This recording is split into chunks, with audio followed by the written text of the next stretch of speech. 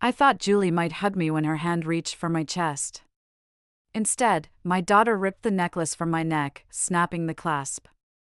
Beads scattered across the ballroom floor. The music stopped. All 150 guests froze, forks and glasses hovering. The pearls' clatter on marble rang louder than the quartet's last note. In her wedding gown, Julie's eyes cut like glass. "Give me the deed, Mother," she shouted. "The $6 million hotel is ours now. Sign it over." Gasps spread through the crowd. A woman in lavender covered her mouth. Daniel, the groom, fidgeted but stayed silent. My only child, raised through tough winters and long summers, saw me as nothing but a locked safe. I'm Sarah Whitman, 74, keeper of the Whitman Seaside Hotel for nearly 50 years. It wasn't just Robert's legacy, it was our family's heart. Julie used to play hide-and-seek among linen carts, drifting off to the ocean's hum. Now, on her wedding day, she shamed me before 150 people because I wouldn't hand over the keys. The ballroom lights burned harsh, exposing my hurt. My cheeks stung from the chain snap. But the real pain was the silence that followed. No friend, no cousin, stepped up. Daniel fiddled with his cufflink, acting uninvolved. I knelt slowly, picking up the beads one by one. My hands shook, but I held steady. I wouldn't cry. I wouldn't break. Standing, I met Julie's smug gaze with calm, making her waver for a moment. Then I turned and walked toward the doors.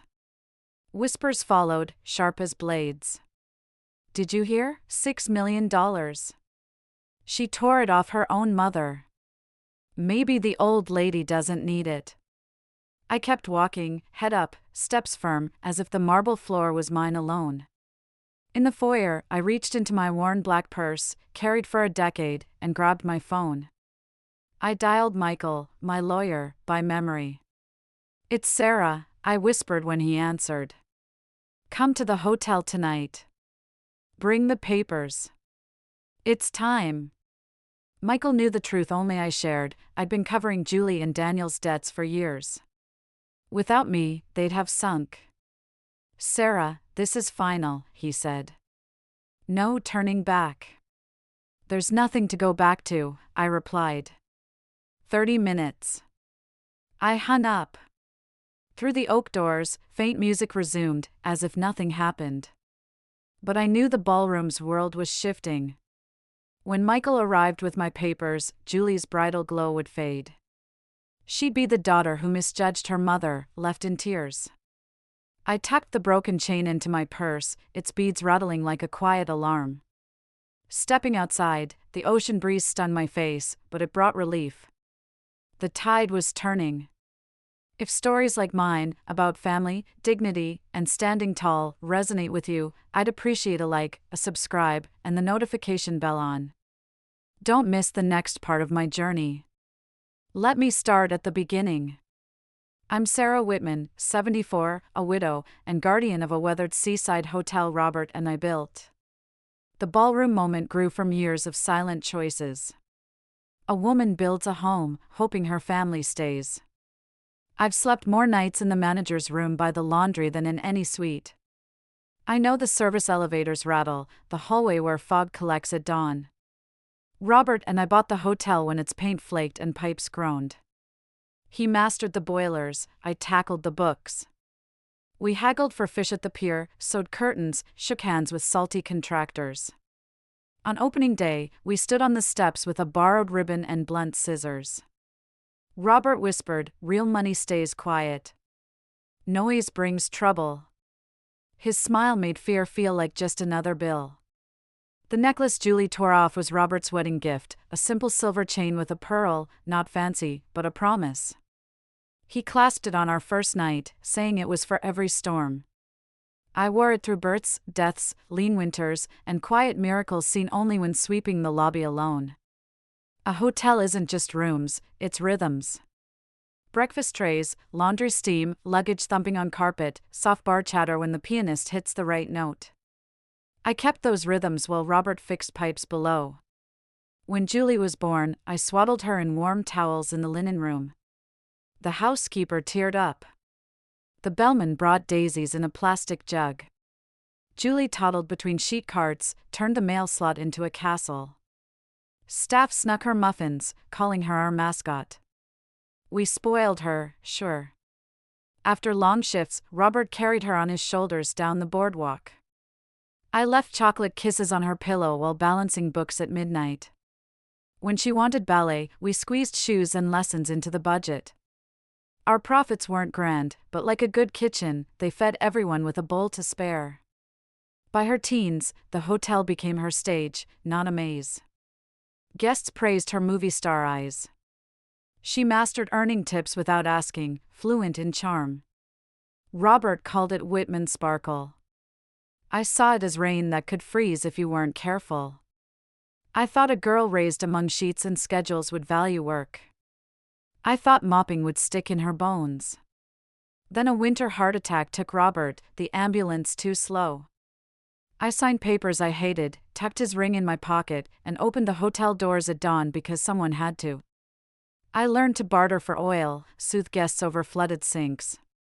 I kept life small, old Buick, sturdy shoes, no risky loans. The necklace stayed my lighthouse, touched when numbers got tight. Julie grew into a woman with big dreams, talk of brand and expansion. She loved how people leaned in at $6 million. She forgot numbers aren't stories, forgot the lemon oil scent on the banister. To her, the hotel was a safe. To me, it was years traded for keys. She might call it a gold mine, but I hold the shovel, the map, and the calloused hands that dug it. I wanted her to have a life solid as our stair rails, grounded in work and care for others. 2 years before the wedding, Julie brought Daniel to the hotel on a stormy Saturday. Waves crashed against the seawall, and the lobby smelled of lemon oil and coffee.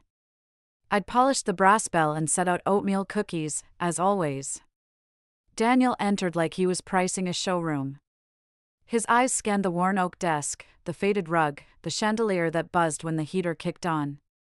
His smile was cold, calling the place charming like it was a flaw. Julie looped her arm through his, showing off the oak staircase, Robert's old photos with the uncut ribbon, the lounge with mismatched armchairs regulars loved. Daniel tapped the banister, poked a cushion, held a throw pillow like it might admit to being outdated. At the desk, he eyed my paper ledger. Ever move this to the cloud? He asked. Investors like dashboards. Julie giggled. Mom loves her paper. I'll update her someday. Her sweet tone hit a jab, waiting for my flinch. I touched my necklace, feeling the pearl's coolness, a reflex, not a shield. We poured coffee. Daniel stirred his without sipping, asking about occupancy and slow seasons. His voice was crisp, like he renamed problems to solve them. I answered plainly, no shame in our quiet winters with locals and conference guests. He nodded, already distracted, like my numbers had to audition for him. On the 3rd floor, he stopped at the fire stairs, looking from Julie to me. These must be tough for you, Sarah, he said. Julie touched my arm, her voice soft but practiced. Mom, think about somewhere smaller, safer. A ground floor place near a clinic. No more late nights at the desk. Her smile felt rehearsed, adding, we're worried about you alone here. Her words landed lightly, then clung like damp sand. I said, I'm not alone. I have my work and my people. But Julie pushed, a magazine article, a senior living pamphlet, a realtor's card for downsizing. Daniel snapped a photo of the stair landing, saying he liked details. I noticed he avoided the peeling wallpaper by room 304, choosing angles that made the hotel look weary, ripe for saving. That evening, my sister Anna showed up with a jar of chowder. She's a nurse who's seen daughters sweet talk while scheming. I told her about the tour, Daniel's cloud talk, their safer pitch. Her hands are gentle, her words blunt. Julie forgets who nursed her through the '92 flu, she said. Daniel thinks a hotel's just numbers. Anna kissed my forehead, stacked bowls, and told me to trust my gut and write everything down, dates, comments, visits. Paper lasts longer than charm, she said. I started a thin notebook, tucking it under the ledger. Simple notes, no fuss. Daniel wanted accounting access. Julie asked for extra keys. She left a shiny senior living brochure on my pillow, boasting heated pools. Daniel came back alone, measuring the lobby while I was supposed to be napping. His tape measure clicked like a soft metronome. I didn't call them out. I tightened loose screws, changed 2 bulbs, and tracked their planned shape and pace. They showed up Sundays with takeout salads, looking generous. Their talk always circled back, "Mom, the hotel could be bigger with vision. You need rest. What if you fall? What if help's too far?" I nodded, asked about their week, and sent them off with muffins. When the door closed, I stood in the lobby, listening to the hotel's reply, a ticking heater, a settling door, the honest hum of a place that offers only shelter. One afternoon, I caught Daniel in the office doorway, phone to his ear, voice hushed. He talked to a lender about bridge loans and collateral, saying boutique reposition and coastal asset with upside. He hung up when he saw me, complimented the view, then asked if I'd considered a big brand partnership. I said we partner with the weather and steady service, it keeps us full enough. He smiled like I was a stubborn old clock. Anna noticed my tense shoulders, brewed tea, and rubbed the spot by my spine. She called it the ledger knot. "Sarah, you don't owe Julie a deed to prove love," she said. "You owe yourself breath." I laughed, saying, "We Whitman women breathe fine." But when Julie texted late with a heart emoji and an elder safety article, I saved it and noted the date. By winter, Daniel proposed to Julie. His ring sparkled under the lobby lights, like a warning beacon. They spoke as one, our plans, our hotel. I corrected them once, then let it go. I learned early that fighting a tide wastes energy, better to watch where it flows. I had my notebook, my pearl necklace, and the quiet that lets truth form. 2 weeks before the wedding, Julie called for a family meeting at the hotel.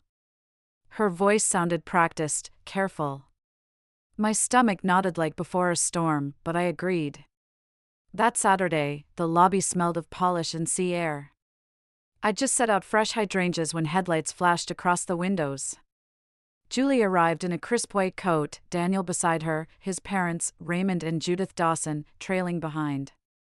They climbed the steps like they already owned the hotel, inspecting it like a prize. I stood in the doorway, framed by the threshold, watching them come. It felt like a scene I hadn't chosen, me inside, them outside, for figures ready to set a price. Julie's smile didn't reach her eyes. "Mom, we're thinking about your future," she said, waving them in. They sat in the lounge chairs like it was a boardroom, not my home. Raymond fixed his tie. Judith crossed her legs, her glance both pitying and calculating. Daniel cleared his throat. "This hotel's been good to you, Sarah, but it's too much for one woman your age. We're worried. What if you fall, stairs, boilers, late-night guests?" "It's risky." Judith jumped in. "We found a lovely senior home nearby. Round-the-clock care, activities, meals. You'd be with people your age, no more burdens." I stood by the door, fingers brushing the frame for balance. The threshold felt solid as oak. I wanted to yell, but silence carried more power. Julie leaned in, voice sugary. "It's not just safety, Mom. Daniel and I need a home to start our marriage. The hotel's huge, worth so much. If you moved somewhere cozy, we could take the deed. You'd never worry again." Her words hurt, not for their sense, but for their rehearsed tone. I looked at my daughter, picturing her asleep on Robert's chest in this lobby, our birthdays and holidays here. She saw only money now, not memories. Raymond slid papers from his briefcase. "We've done the math," he said. Selling this place would fund a residence for years, with extra for Julie and Daniel to start fresh. Everyone wins. Everyone but me, I thought. Judith added, "You've done enough, Sarah. Let the young take over." You'll thank us when you're safe and free. I listened, the chandelier's hum filling the quiet. My heart ached, but clarity hit like a wave. This wasn't care, it was a planned attack, each line practiced, each guilt trip calculated. They weren't family right then, they were hunters circling a prize. I rested my hand on the doorframe. In that moment, I saw they thought me weak, worn out. They mistook my kindness for fragility, forgetting Robert, and I built this place with grit and quiet smarts. Julie took my silence for doubt, reaching for my hand. Don't make this hard, Mom. Think what's best for us all. Her touch felt like a stranger's, pushing for a deal. I pulled back gently, chin up, saying nothing. My silence rattled them. Daniel shifted. Judith's lips tightened.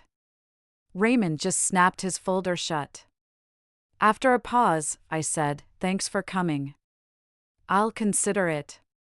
My voice was calm, like dismissing guests I'd never invite back. They left with stiff goodbyes, but Julie's eyes flashed frustration.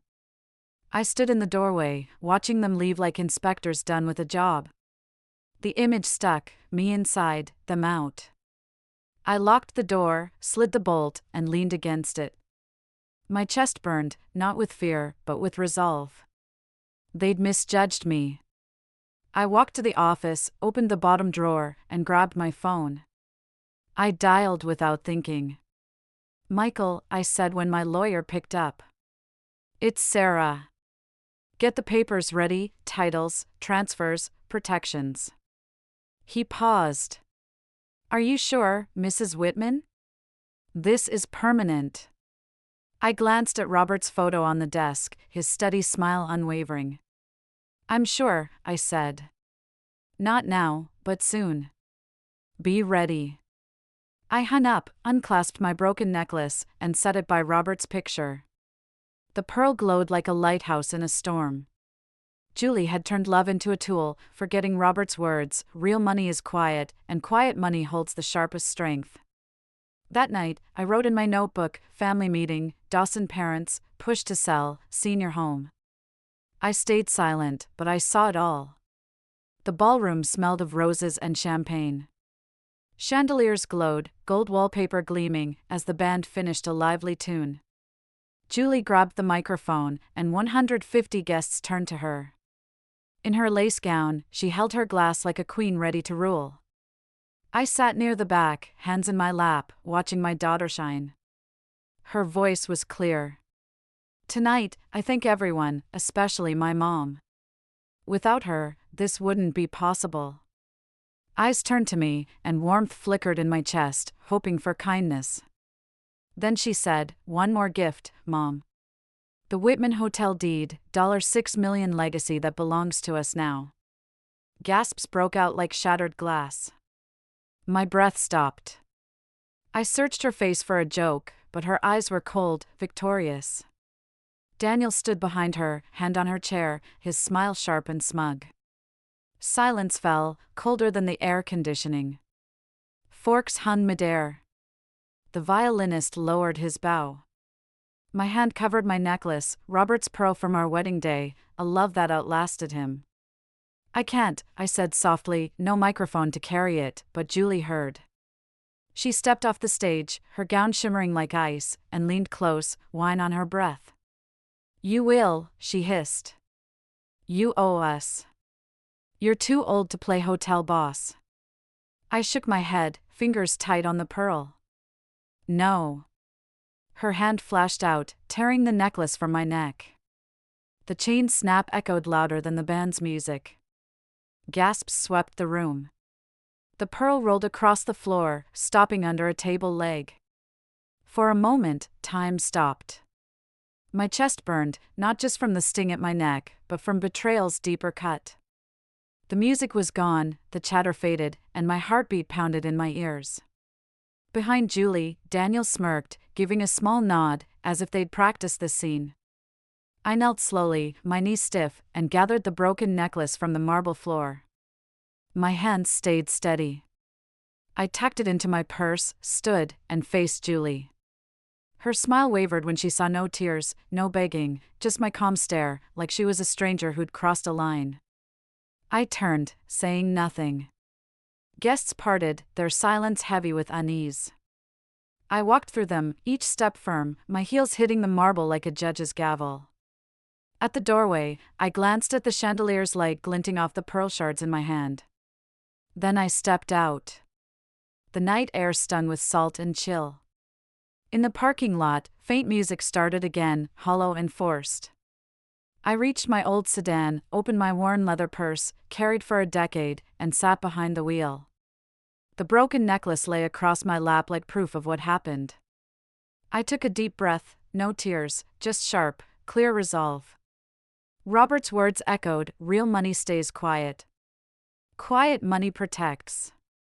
Julie thought silence meant weakness. Tonight, she'd learn what silence holds. I grabbed my scratched, faded phone and dialed Michael. He answered on the second ring, his steady voice an anchor in the chaos. "Sarah, you okay?" "I'm fine," I said, voice level. "It's time.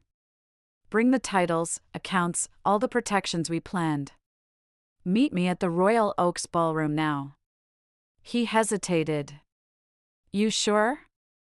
"Absolutely," I replied, gripping the necklace, the pearl pressing into my palm. "Soon, those doors will open, and they'll see the truth." I hung up, leaned back, and closed my eyes, hearing faint cheers from inside.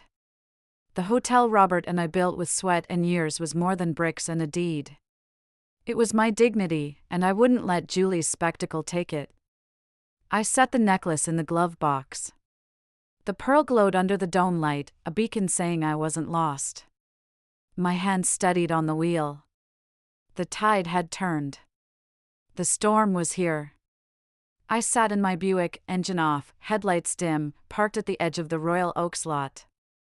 The ballroom glowed across the pavement, music seeping faintly from its windows. My dashboard clock ticked louder than ever. 30 minutes until Michael arrived. 30 minutes until their mask fell. I whispered numbers like a prayer, 30, 25, 20. It wasn't just time ticking.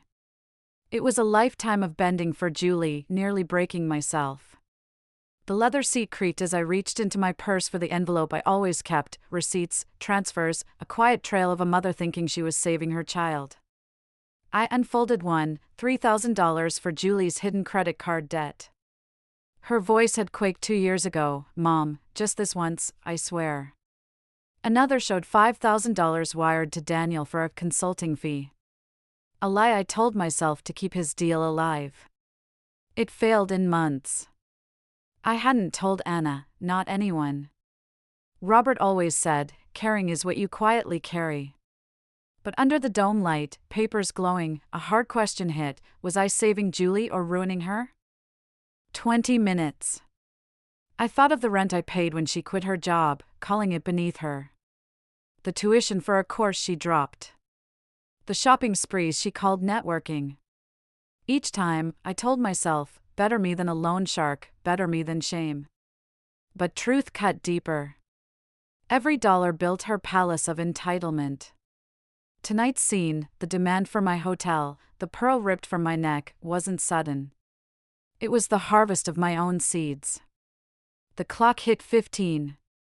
My hand shook, then steadied on the wheel. Save your child, I'd lived by that since Julie's birth. But was I saving her or fueling a fire that would burn us both? Robert's voice came back, standing in our lobby years ago, "Money's quiet, Sarah. Too much noise, you lose control." I got it wrong, bleeding money in silence, hiding sacrifices, teaching Julie problems vanish with my help. 10 minutes. Laughter floated from the ballroom, guests unaware of the storm coming. I smelled old leather and faint sea salt. I pulled the necklace from the glove box, the pearl shining softly. Robert's gift, my anchor. "No more," I whispered, voice firm. Saving Julie hadn't helped her, it stole her responsibility, her gratitude. Tonight, she'd face consequences, not words or handouts. 5 minutes. Michael's text buzzed. On my way, 10 minutes, relief hit, mixed with dread. Once I gave the signal, there was no going back. Julie would face the mother she thought she could outsmart. I looked at the glowing ballroom, dancers' silhouettes, my daughter I'd loved and failed in my way. My heart ached, but resolve filled the gaps grief left. 10 minutes. Silence would speak louder than money ever could. The ocean wind pulled at my dress as the ballroom doors closed behind me. I sat in my Buick at the lot's edge, engine off, clock ticking. 10 minutes of my 30-minute wait had passed. Headlights swept the asphalt, then slowed. A car blinked twice and parked beside me. Anna stepped out, clutching her navy cardigan from late shifts. My sister always showed up when things got sharp. She tapped my window. I unlocked the door. Anna slid in, eyeing my throat. "You're bleeding a bit," she said, her nurse's voice soft but sure. She dabbed the spot with a tissue from her pocket. Her gaze flicked to the ballroom's lit windows, where dancers moved like nothing broke. "Sarah," she whispered, I heard her. "People are talking." She swallowed. "She's your daughter." Her words hung heavy, like damp rope. Laughter drifted from the lot, sharp and fragile. I pulled the broken necklace from the glove box, the pearl catching light like a lone star. "She is," I said, voice steady. The wind shook the antenna. Anna searched my face for weakness. She's held my hand through hospital halls, written what doctors miss. Tonight, she waited for words I couldn't take back. "She's scared of losing face," I said. "I'm scared of losing myself." The words cut clean, surprising me. Anna nodded, eyes shut. "That's the truth," she breathed. "That's the line." She glanced at the ballroom. "They'll spin a story in there," she said. I nodded. Julie knew how to perform. I'd taught her by keeping the stage lit. The car held small sounds, shifting fabric, the clock's faint click, our breath sinking. I saw Julie at 6, asleep under the desk, crayon in hand, Robert carrying her to watch lobster boats. My chest tightened. "I keep seeing that girl," I said. "The one who asked if seagulls get weekends." Anna's smile was soft, sad. "She was here once," I said. "I don't know where she went." Anna took my hand. "Sometimes kindness means stopping the easy fixes," she said, nurse turning sister. "Be practical. Document your neck, timestamp it. Save every message. You taught me paper lasts longer than people." Her eyes caught the envelope in my lap. "Got the transfers?" I opened it. "Receipts," I said. "Too many." Anna nodded. "Good. Show Michael." Guilt circled the car. "What mother cuts off her child at her wedding?" I asked. Anna didn't blink. "One who loved so much she forgot love needs limits. One who learned tonight survival needs a line. One who still leaves the door cracked, not wide." The wind calmed, listening too. I called Michael. "He's bringing everything," I said. "No more transfers, no more rescues." Saying it felt like stepping onto solid ground after a stormy sea. Anna leaned back, letting it sink in. "Okay," she said. "Now we plan. I'll watch the doors. If Julie storms out, I'll keep space. If anyone corners you, I'm there first.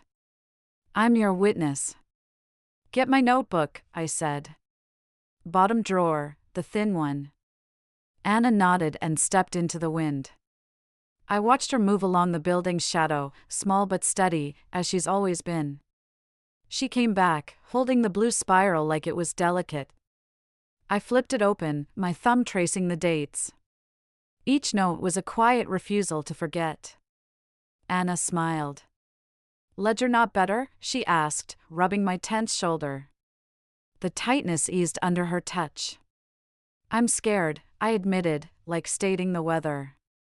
Anna matched my breath. Fear's not a sentence, she said. It means you're standing tall. Her eyes flicked to my pearl. Robert would be proud. That ache hit me, clean, not rotting. It's love as memory and strength. Headlights swept the lot, pausing, searching. My phone buzzed, Michael here. Anna opened the door, wind tossing her hair. Hold your line, she said, gripping the frame.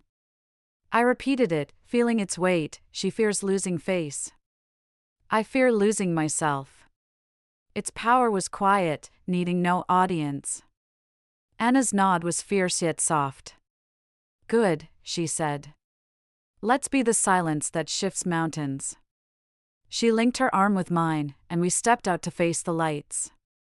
Michael's headlights cut through the lot like a beacon, steady until they found my Buick. I exhaled, steeling myself. His car door squeaked as he parked beside me, a sound oddly comforting. My lawyer, my friend, who'd seen me at my lowest and highest, stepped out with a leather briefcase, heavier than it looked. He tapped my window. I lowered it. Sarah, he said, smiling faintly, you ready? I stepped into the cool night.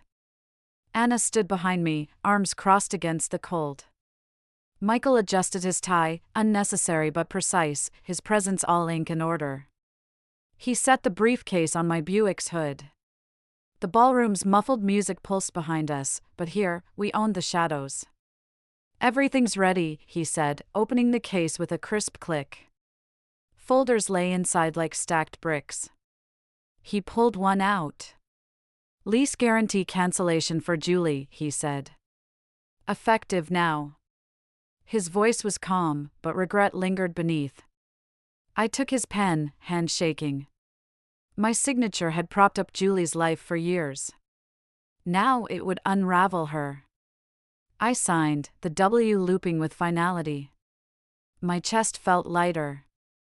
The next folder came. Automatic transfers, Michael said. Monthly payments for rent, cards, extras, stopped tonight. I stared at the numbers, $4,000, $500, a rhythm of rescue gone on too long. It looks so cold on paper, I murmured, as if love could be just digits. Michael met my eyes. Kindness isn't wrong, Sarah, but boundaries keep it from feeding greed. I signed again, hand steady, each stroke closing a gap. The third folder felt heavy. Michael tapped it, event guarantee revocation. This covers tonight's costs, he said, glancing at the ballroom. Without you, they owe the bill now. Anna made a small noise, pity mixed with resolve. I swallowed. I didn't want revenge, just truth. I signed. Michael stacked the signed papers, tucking them into envelopes. These go out tonight, he said. By morning, their world changes. The papers rustled against the hood, a sound of power, quiet, true power. Paper holds firm. It doesn't bend to tears. It's justice.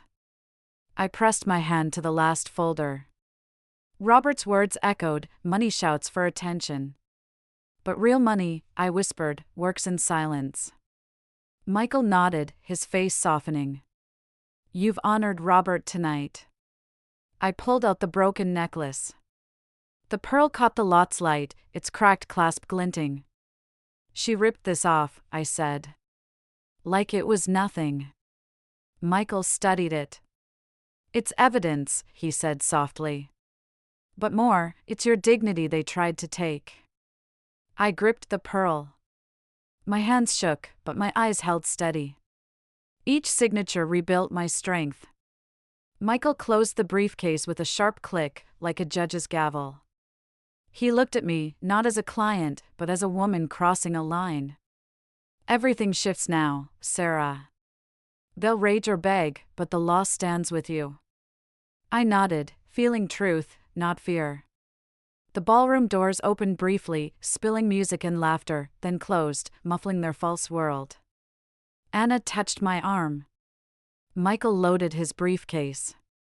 I held the pearl, knowing the tide had turned. My hand still shook, but my eyes were clear. Michael walked ahead, briefcase like a shield. Anna stayed back, torn but firm. The night air was cool, the ballroom glowing with fake warmth. My heels clicked steady on the pavement. Each step was sure, each breath even. The doorman looked up, surprised, and opened the door silently. Music poured out, bright but empty, clashing with the quiet in my chest. The ballroom buzzed with chatter and clinking glasses. A photographer snapped near the cake. Julie spun in her gown, shining under chandeliers. For a moment, I was invisible. Then whispers spread, heads turned, and silence fell like a curtain. Julie's eyes met mine, widening, then sharpening.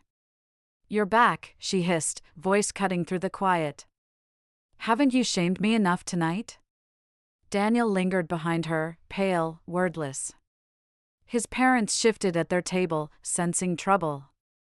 Guests leaned in, phones up, craving drama. Michael cleared his throat, voice calm. "Ladies and gentlemen, sorry to interrupt, but urgent financial matters involving the couple and this event need addressing." Gasps rippled. Julie's laugh was loud, brittle. "This is absurd. He's my mom's lawyer, always interfering. Ignore him." Michael set his briefcase on a table, opening it with a sharp click. He held up papers. "Effective now," he said, voice heavy with law, "Mrs. Whitman has cancelled all financial support for Julie Dawson and Daniel Grant." The words hit like a storm. The DJ stopped the music.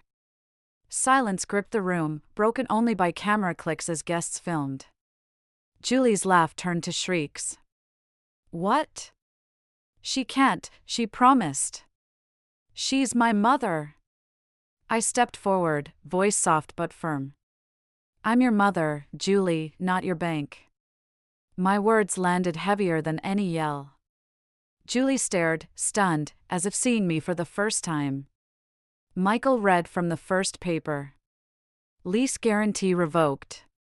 Your apartment, backed by your mother, faces termination in 30 days unless you find a new guarantor." Daniel stumbled back, tugging his collar, face white.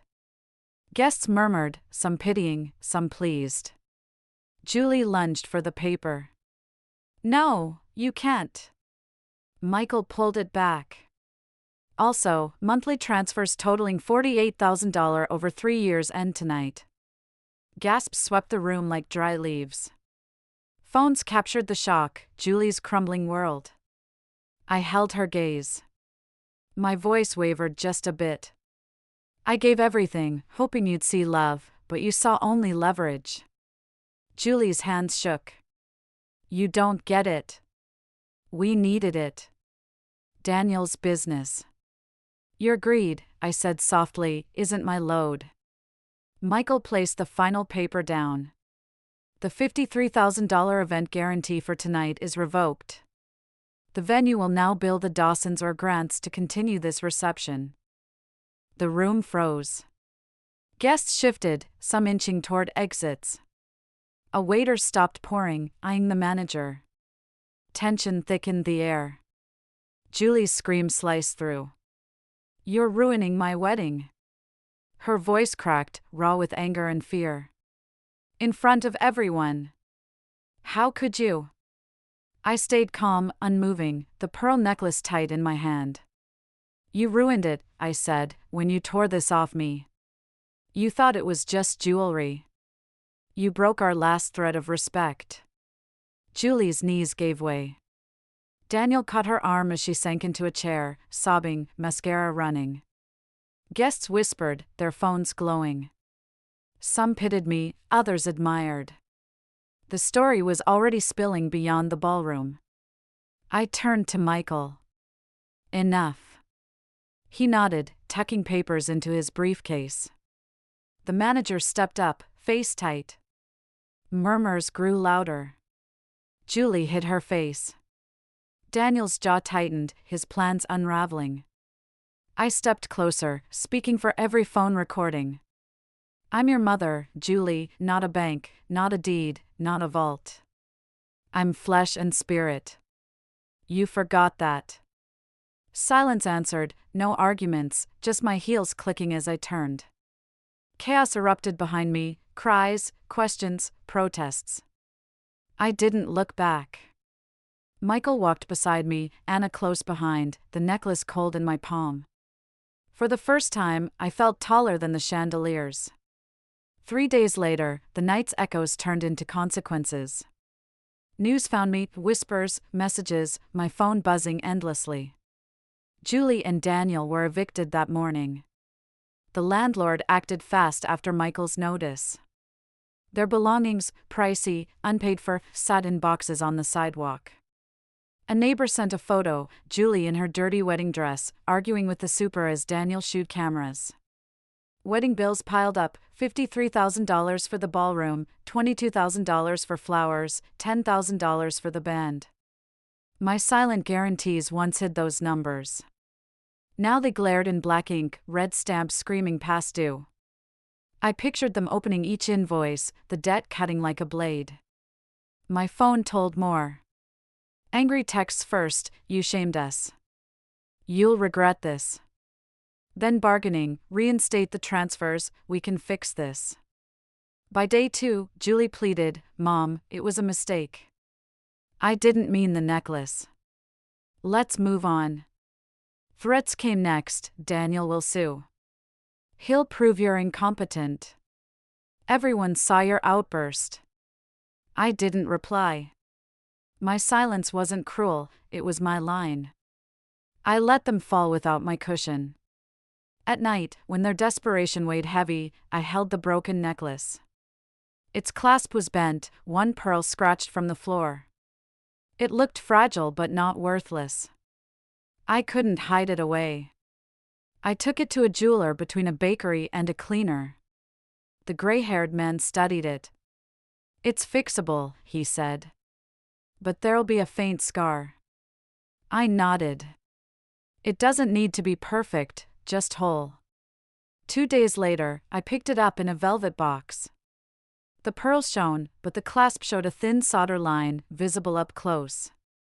I touched it, feeling its truth. That evening, I wore it while watering my balcony plants. The scar didn't lessen it, it added depth. The necklace wasn't just Robert's wedding gift anymore, his hands clasping it on our first night. It was proof that broken things mend, not erased but honest. As the sun set in purples and golds, my phone buzzed. Julie, please answer. We're at Daniel's parents'. They don't want us. I don't know what to do. You're my mom. I set the phone on the railing, its glow unanswered.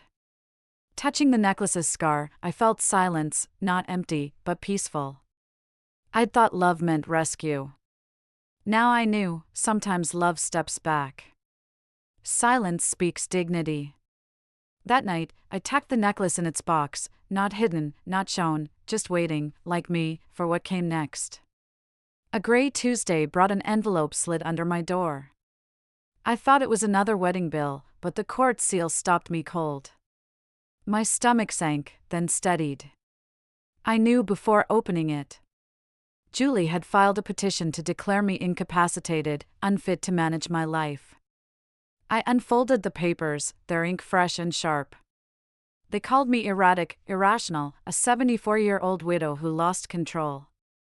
She and Daniel signed affidavits, backed by a few guests claiming I caused a scene. The words tried to shrink my life, my choices, into a frail old woman's tantrum. I sat at my kitchen table, light spilling across the wood. I should have panicked, but calm warmed me like tea. I whispered, let them try. Michael arrived fast, as if he'd seen it coming. He set his briefcase down, opened it, and placed the petition beside his files. His silver hair gleamed, his eyes kind but sharp. They're going all in, he said calmly. When money stops, people like them don't back off, they push harder. I clasped my hands. They think shame proves I'm weak. It woke me up. Michael nodded. We've got proof you're not. He showed bank records, receipts, my recent cancellations. 3 years of smart choices. No judge will call you unfit. He opened his laptop, showing videos, the necklace snap, the ballroom clash, gasps from 150 witnesses. These went viral, Sarah. People see strength, not instability. I exhaled, not knowing I'd held my breath.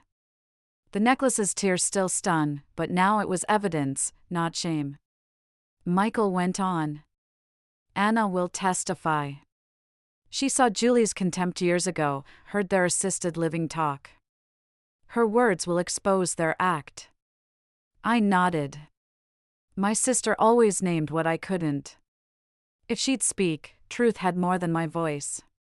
Michael laid out another folder.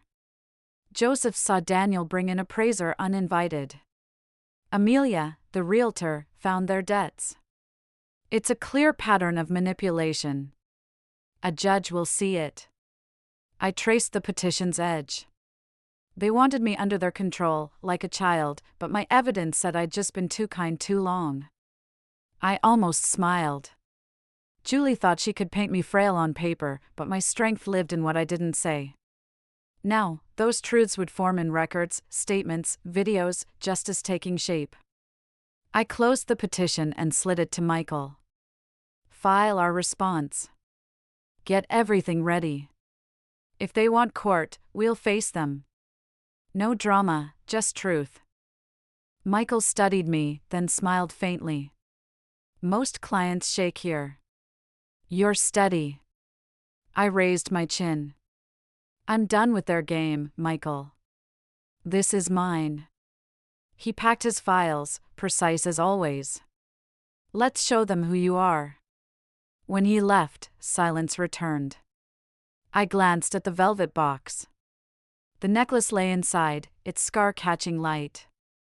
I touched it, feeling strength, not flaw. They thought the scar meant weakness. I knew it meant survival, stitched strong. It was ready to shine in court. The courthouse smelled of polished wood and stale air. I sat at the respondent's table, hands folded, necklace cool against my skin. Across from me, Julie and Daniel wore muted grays, dressed to play virtuous. Their lawyer, with slick hair and a grin too broad, shuffled papers like a showman, as if truth hid in his folders. When the judge entered, we stood. I kept my eyes on Julie, her lips tight as she met my gaze. For a moment, I saw the little girl who pouted when told no. Then she was gone, replaced by the woman who tore my necklace before 150 guests. Their lawyer spoke. Your Honor, this is about an elderly widow unable to make sound choices. Julie Whitman and Daniel seek only her safety. They've seen erratic actions, emotional outbursts, and reckless financial moves. He pointed at me like I was a display. This isn't greed, it's love and care.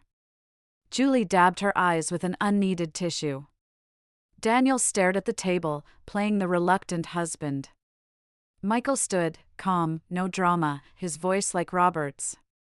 Your Honor, this competency petition is serious, but the evidence proves otherwise.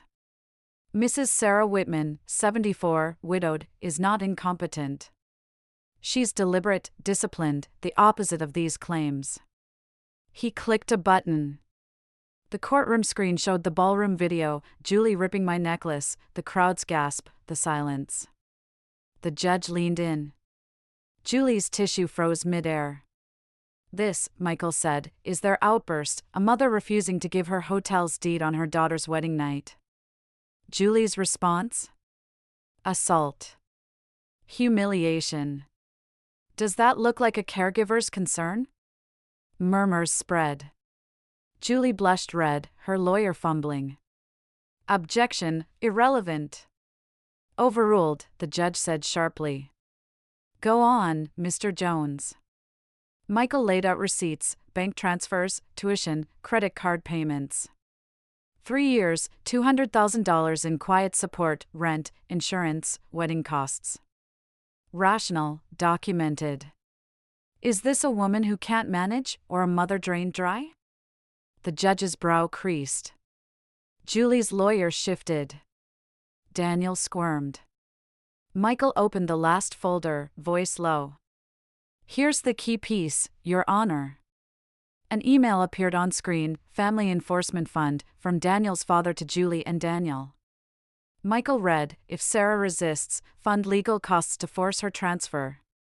Julie, push assisted living, judges like safety. Silence hit hard. Julie's eyes widened, darting to Daniel, now pale. The judge's gavel tapped. Is this real? She asked.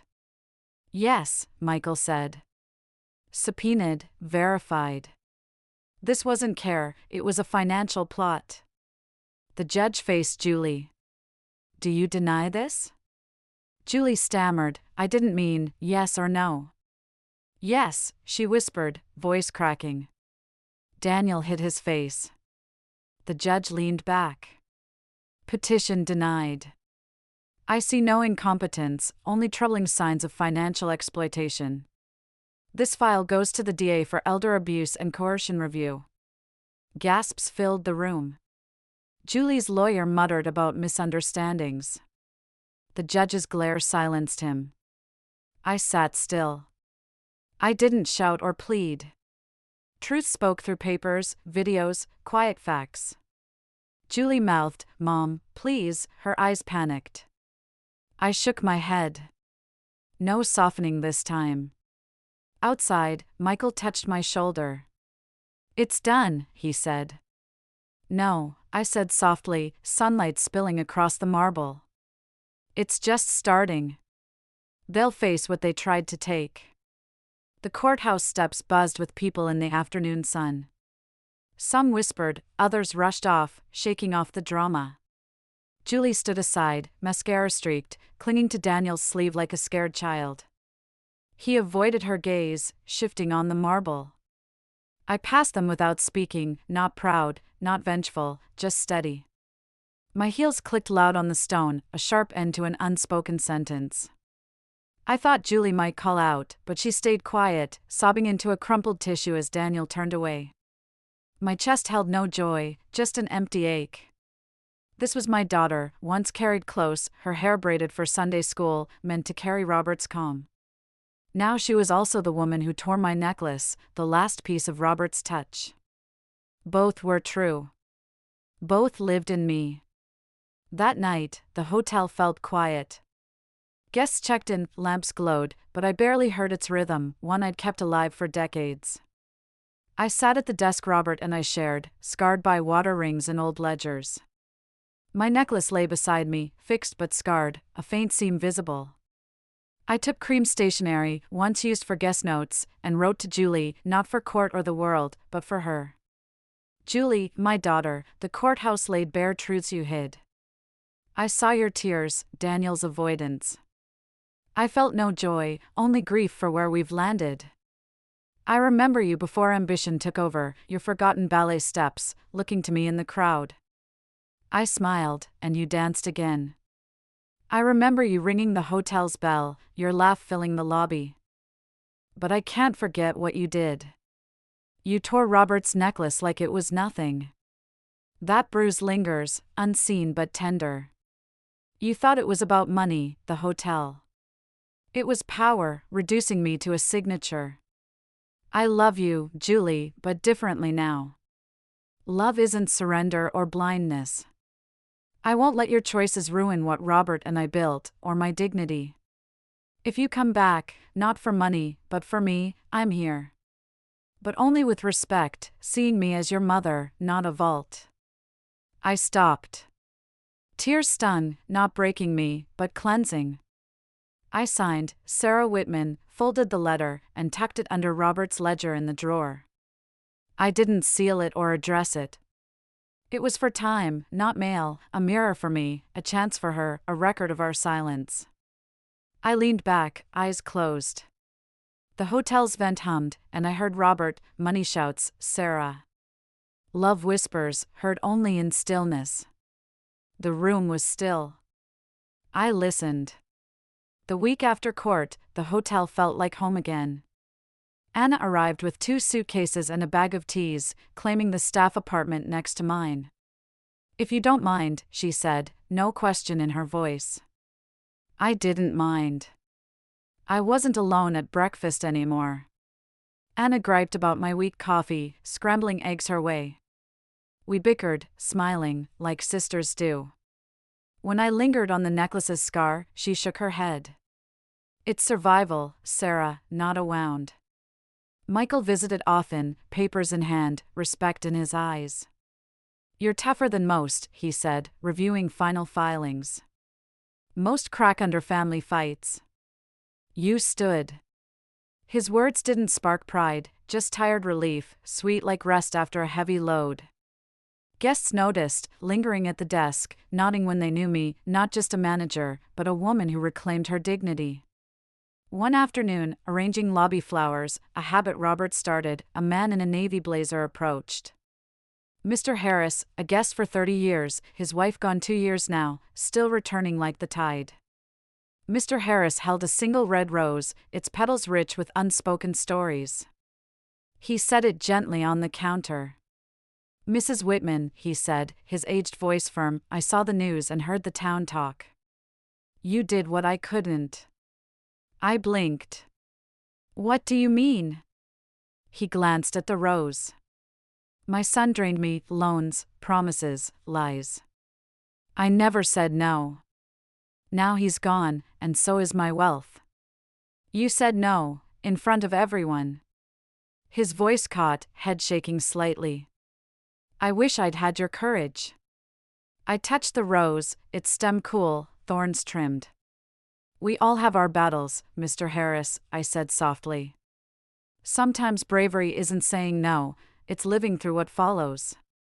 His eyes teared, but he smiled faintly, squeezing my hand before stepping back.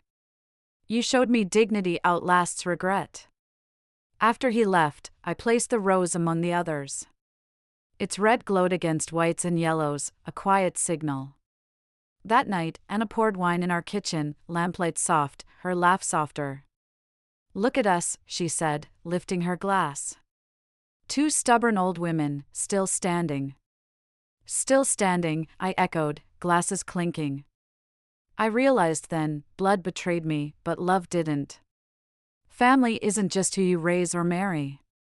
It's who stays when life gets heavy. I lost a daughter but gained a sister, a lawyer who saw my strength, a guest who saw me, and a hotel alive with Robert's spirit. That's my true family. It's enough. The hotel's oak doors, polished with brass handles, shine through every storm. Robert called them a promise, safety for all who enter. Tonight, I stood inside, hand on the wood, feeling its texture.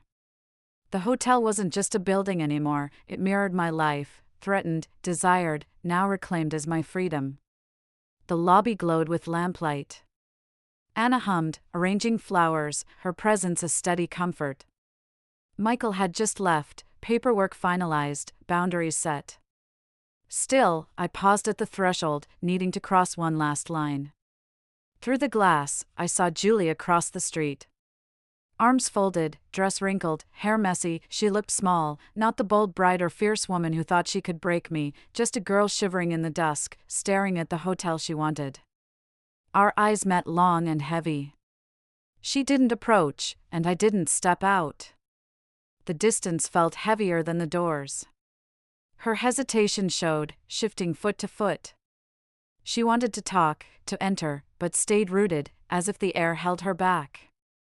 I opened the door halfway, a cool breeze slipping in. The sound startled her. She stepped forward, then froze. My grip tightened on the handle. These doors define my life, choosing who enters, who stays out. I once let greed and disrespect through, thinking family excused it. Never again, Julie, I whispered, too soft for her to hear. The words were for me. I recalled my ballroom words, I'm your mother, not your bank. I thought of my necklace, torn but mended, its scar like mine, strong, visible, healed. Julie looked down, shame flickering on her face. She half-turned, unsure whether to stay or go, then stood still. Her shadow stretched under the streetlight, not reaching the door. I let the handle go, the door closing gently, not slammed, not locked, just shut. A half-open door means an invitation earned, not assumed. Anna called my name, warm and steady. I turned from the glass, back to the lobby's rose and lemon scent. The weight lifted. Julie stood at the threshold but didn't cross. That choice was hers now. 2 years feel like forever. In the Whitman Hotel lobby, the brass clock ticks on. My day's rhythm has shifted. The hotel's no battleground, it's alive, booking steady, travelers by the fireplace, kids hauling big suitcases across marble. The hotel's solid. So am I. At 76, folks say I seem younger. Maybe it's because I dropped silence's weight. Fights with Julie, Daniel, the court, those scars are memories now, not shackles. That fall, I started the Sarah Whitmore Foundation to shield older women from losing homes or assets to coercion. From one lawyer and a borrowed office, it grew into a program with volunteers, advisors, counselors. My name's on the sign, though I'd rather it wasn't. I built it so no woman stands alone like I did. We get new cases weekly. Mrs. Martinez, 71, faced her son's pressure to sign over her duplex, claiming it was for safety. She came to us trembling, like I did signing Julie's transfers. We secured her a trust, she kept her home. Her note read, "You gave me my spine, not just a roof."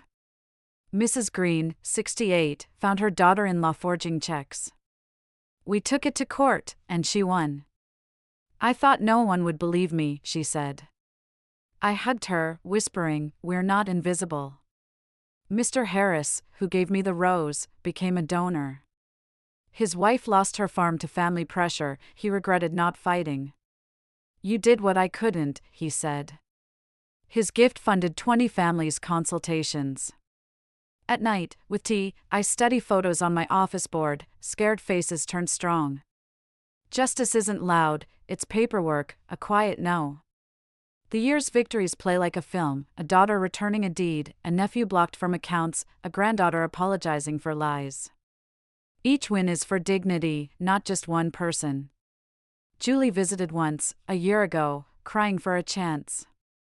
I listened but held the keys she still craved. "The door's open," I said, but only with respect. She hasn't crossed yet. Touching my necklace's scar, I feel an ache, for loss, for lessons. Mended but marked, it warns and comforts. Love without respect is hunger. In the lobby, guests' murmurs bring peace, not from forgetting, but from turning pain into change. The foundation isn't just mine, it's for every woman fearing for her home, voice, worth. Locking the office, I whispered my truth, it's never too late to reclaim yourself. 2 years show which silences heal and which hide danger. Julie hasn't returned. Her voice comes through my phone, pleas with deadlines, cycling through anger, bargaining, confessions, demands. "Mom, it's just a bridge." Daniel's between jobs. The excuses shift, the pattern doesn't. I keep my heart open, my wallet shut. If I reply, it's one line, "I won't pay for your choices. Come to me without a price." Then I hang up, standing by the window until my breath steadies. Saying no isn't heroic. It's heart rehab. Guilt creeps in at night, like a cold draft. "She's my child," it whispers. Then the truth, she's also the one who tore off Robert's necklace. I hold both, learning patience without forgetting. Anna protects my boundaries when I waver. If a late text shakes me, she pours tea, reads my unsent letter under Robert's ledger. "This is your guide," she says. Mr. Harris held a deep red rose, its petals heavy with stories. He set it on the counter. "Mrs. Whitman," he said, voice rough but firm, "I saw the news and town gossip. You did what I never could." I blinked. "What's that?" He eyed the rose. "My son drained me, loans, excuses, promises. I couldn't say no. Now he's gone, and so's my money. You said no, publicly." His voice broke, head shaking. I wish I'd been that brave. I touched the rose, its stem cool, thorns cut. We all have our tales, Mr. Harris, I said softly. Bravery isn't just saying no, it's enduring what comes next. His eyes teared, but he smiled, squeezing my hand before stepping away. You showed me dignity outlives regret. I tucked the rose among the others, its red bold against whites and yellows, a quiet signal. That night, Anna poured wine in our kitchen, lamplight soft, her laugh softer still. Look at us, she said, raising her glass. Two stubborn women, still standing. Still standing, I echoed, glasses clinking. I realized then, blood failed me, but love didn't. Family isn't just who you raise or marry. It's who stays when life weighs heavy. I lost a daughter but gained a sister, a lawyer who respects me, a guest who sees me, and a hotel alive with Robert's spirit. That's my real family. It's enough. The hotel's oak doors, polished with brass handles, shine through storms. Robert called them a promise, safety for all who enter. Tonight, I stood inside, hand on the wood, feeling its texture. The hotel isn't just a building, it's my life's mirror, threatened, coveted, now reclaimed as my freedom. The lobby glowed warm. Anna hummed, arranging flowers, her presence steady. Michael had just left, papers finalized, boundaries set. Yet I lingered at the threshold, needing one last step. Across the street, through the glass, I saw Julie. Arms folded, dress rumpled, hair messy, she looked small, not the bold bride or fierce woman who tried to break me, just a girl shivering in dusk, staring at the hotel she thought she'd claim. Our eyes locked, heavy with time. She didn't approach, and I didn't step out. The distance felt heavier than the doors. Her hesitation showed, shifting foot to foot. She wanted to enter, to speak, but stayed rooted, as if the air held her. I opened the door halfway, a cool breeze slipping in. The sound startled her. She stepped forward, then stopped. My grip tightened on the handle. These doors shape my life, choosing who enters, who stays out. I once let greed and disrespect through, thinking family excused it. Never again, Julie, I whispered, too soft for her to hear. The words were mine. I recalled my ballroom words, I'm your mother, not your bank. I thought of my necklace, torn but fixed, its scar like mine, strong, visible, healed. Julie looked down, shame flickering. She half-turned, unsure whether to stay or go, then stood still. Her shadow stretched under the streetlight, not reaching the door. I let the handle go, the door closing gently, not slammed, not locked, just shut. A half-open door is an invitation earned, not assumed. Anna called my name, warm and sure. I turned from the glass, back to the lobby's rose and lemon scent. My chest lightened. Julie stood at the threshold but didn't cross. Her choice now. 2 years feel like a lifetime. In the Whitman Hotel lobby, the brass clock ticks on. My day's rhythm has shifted. The hotel's no battleground, it's alive, steady bookings, travelers by the fireplace, kids dragging suitcases across marble. The hotel's solid. So am I. At 76, folks say I seem younger. Maybe it's because I shed silence's weight. Fights with Julie, Daniel, the court, those scars are memories, not chains. That fall, I started the Sarah Whitmore Foundation to shield older women from losing homes or assets to pressure. From one lawyer and a borrowed office, it grew into a program with volunteers, advisors, counselors. My name's on the sign, though I wish it wasn't. I built it so no woman stands alone like I did. We get cases weekly. Mrs. Martinez, 71, faced her son's push to sign over her duplex, claiming safety. She came trembling, like I did signing Julie's transfers. We secured her a trust, she kept her home. Her note said, "You gave me my spine, not just a roof." Mrs. Green, 68, caught her daughter-in-law forging checks. We won in court. I thought no one would believe me, she said. I hugged her, whispering, "We're not invisible." Mr. Harris, who gave the rose, donated first. His wife lost her farm to family pressure, he regretted not fighting. You did what I couldn't, he said. His gift funded 20 families' consultations. At night, with tea, I study photos on my office board, scared faces turn strong. Justice isn't loud, it's paperwork, a quiet no. The year's winds play like a film, a daughter returning a deed, a nephew blocked from accounts, a granddaughter apologizing for lies. Each victory is for dignity itself. Julie came once, a year ago, crying for a chance. I listened but kept the keys she craved. The door's open, I said, but only with respect. She hasn't crossed yet. Touching my necklace's scar, I feel an ache, for loss, for lessons. Mended but marked, it warns and comforts. Love without respect is hunger. In the lobby, guests' murmurs bring peace, not from forgetting, but from turning pain into change. The foundation isn't mine, it's for every woman fearing for her home, voice, worth.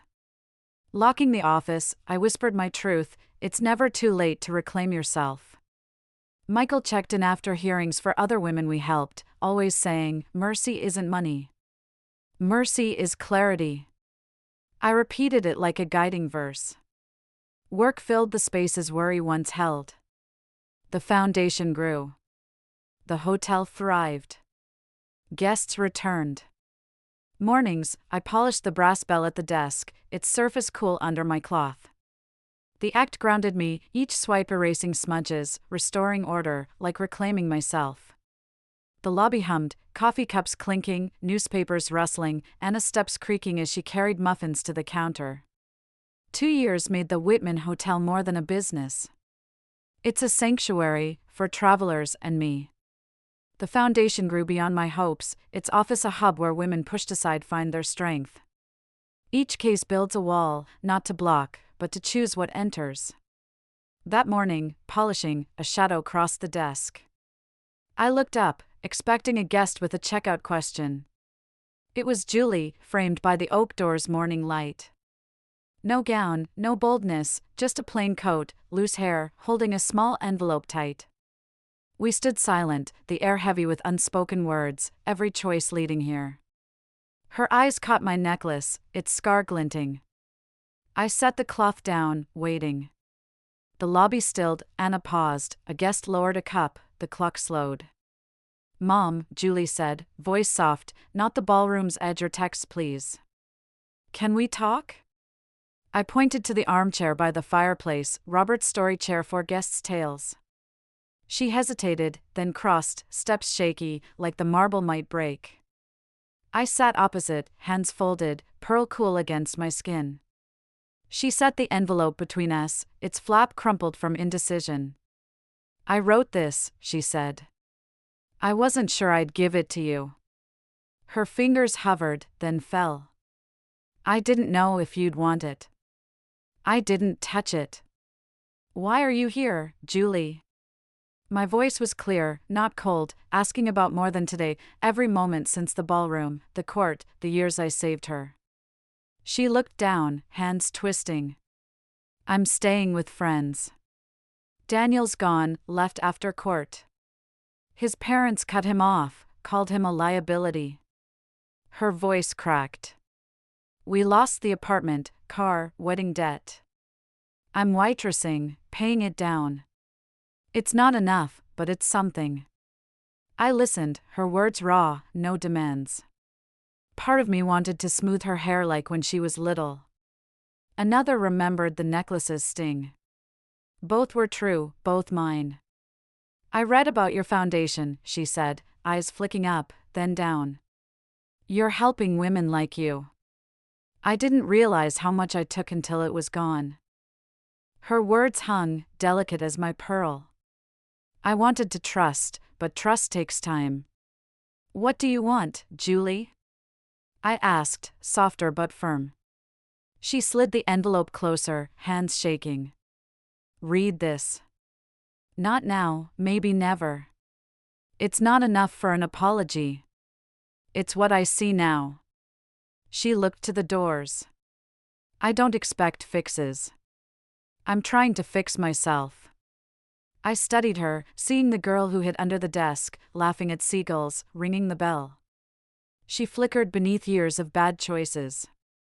I took the envelope, its weight full of possibility. I'll read it, I said. But this, I touched the necklace's scar, taught me love builds, not breaks. Her eyes teared, but she didn't cry. She nodded tightly. I know, she whispered. I'm learning. We sat quietly, the lobby stirring, Anna with coffee, a guest asking for towels, the clock ticking steady. Julie stood, smoothing her coat. I have a shift soon, she said. I walked her to the door, opening the oak easily, its brass warm. She stepped to the threshold, then turned. Mom, she whispered, thank you for not locking me out. I didn't reply. The door stayed half open, as it had in my heart for 2 years. She walked down the steps, her shadow stretching toward the hotel. I watched her turn the corner, then let the door close.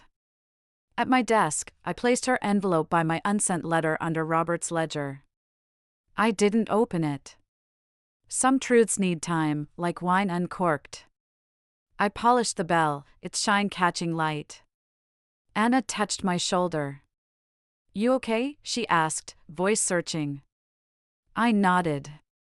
She's trying, I said. That's enough for now. Anna squeezed my shoulder, finding the ledger knot. You're enough, she said. Always. That night, I sat with Julie's envelope. The hotel was still, guests settled, lamps casting shadows. Anna was in her room, leaving me with trusted silence. I opened the envelope, unfolding Julie's hurried handwriting. Mom. I don't know how to begin, so I'll write. I was wrong about the hotel, the money, you. I thought you clung to the past, unable to cope. I told myself I was saving you, but I was dodging my mistakes. Daniel fed that lie, I believed it. I thought the hotel was my right, not your life. I'm waitressing at a highway diner. It's tough, my feet ache nightly, and I'm still paying debts I didn't know we had. But I'm paying them myself. It's strange, like relearning to walk. I read about your foundation, helping women nearly erased, like I tried with you. I can't undo the ballroom, the necklace. But I'm trying to be someone who wouldn't do that again. I don't expect trust. I want you to know I see you, my mother, stronger than I knew. If you'll let me, I want to come back, not for the hotel, but for you. I don't know if I deserve it, but I'm asking. Julie. I refold the letter, my chest aching, not with betrayal's bite, but hope's cautious sting. I touch the necklace, its scar-proof healing leaves marks, not perfection.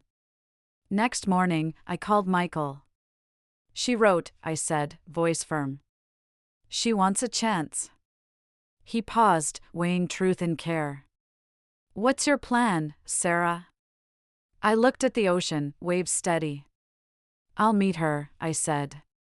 Not here, not yet, a cafe, maybe. I'll listen. The door's half open, not wide. Michael's tone warmed. Wise. You're giving a path, not a key. A week later, I sat with Julie at a cafe 2 towns away. 2 coffees steamed between us, a fragile truce. She looked tired but clear, no phone in sight. I wore the necklace, its scar hidden unless you looked close.